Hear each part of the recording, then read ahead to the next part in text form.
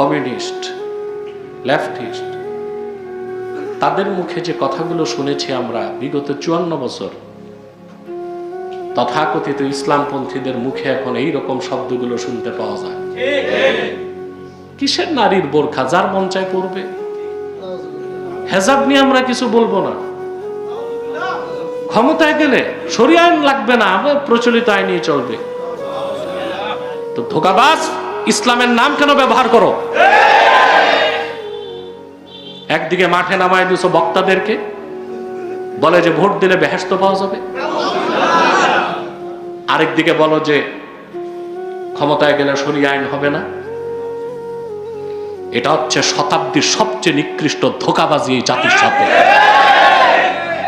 পশ্চিমাদের পা চাটা কিছু দালাল এখন বলছে পৃথিবীর কোথাও শরিয়া আইন কায়েম করা সম্ভব না।